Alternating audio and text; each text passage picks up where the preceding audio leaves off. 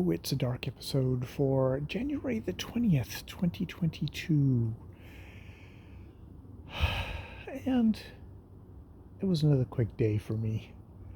I'm definitely it's funny how I have periods where I get a lot done, and there's other periods where I get not so much done, and then the cops come and take me away.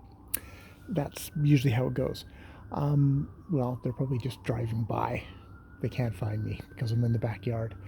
Um, yeah, yeah. Just well, you just got to accept these things. I do show up in my office every day. I, I ended up actually starting to edit the story that I've been writing, um, which is a silly erotic story, and that be that as it may, that's what it is. Um, and yeah, I'm doing kind of editing it. I'm sort of half editing it, half just reading it, just to kind of look at it and think about, get it in my head and see if I can improve it. If it's improvable. I guess, however much rewriting I did, I guess I could change it into anything if you rewrote it enough, and it could be turned into something great or into something marginally better or even worse. It's interesting. I'm doing this story, and I do have this obsession with um, males getting turned into females. That is definitely my thing, and it's definitely into kind of into trans things, and it's it's not. I don't think it is me yearning my own transition or anything like that. I think it's just my particular sexual kink at the moment, as it is. Um, I do follow kind of like actual genuine trans people, and I was watching quite a really powerful one of a creator talking about transphobia and the predominance of it, and how certain big media figure is really pushing that at the moment. And you know I'm writing these stories for my own amusement, and it's not going to particularly go beyond me.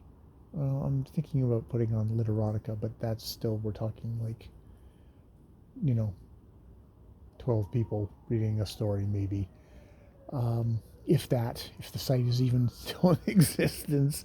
But you know am I making stuff that is transphobic?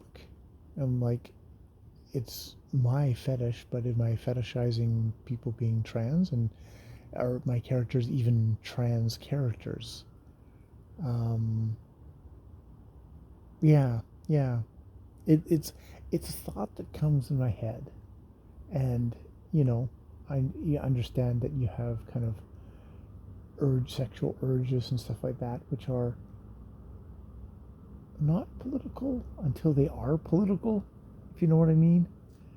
And that's, you know, it's like if I had a kink that was like violence against women, I started writing engrossing stories about that and publishing them, and other people were getting off on them too, that would be like a really bad thing. And I mean, I'm not, nothing in my story is advocating violence against trans people, um, but I don't know, it's super sexual, which it would be. It's just one of those things I was thinking about, when you kind of, you run your desires up against what your politics might be, or what you think is responsible expression, or stuff like that. Yeah, yeah. I mean, at this point, I think I'm just going to try and write a good story, and I'll have to jump off the next bridge when I get to it. And if someone, if I put it out there in public and someone calls me on it, I will have to address that. And I guess I have to kind of look at that story by story, and what I, you know, what I enjoy in an erotic story. Um, how that could get taken by other people. Not that I'm planning to do this under my own name or anything like that, but still, I'm not so much worried about myself as about how it might affect other people and doodles.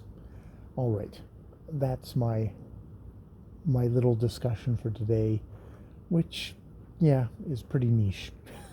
All right, I've been Jay. More videos later.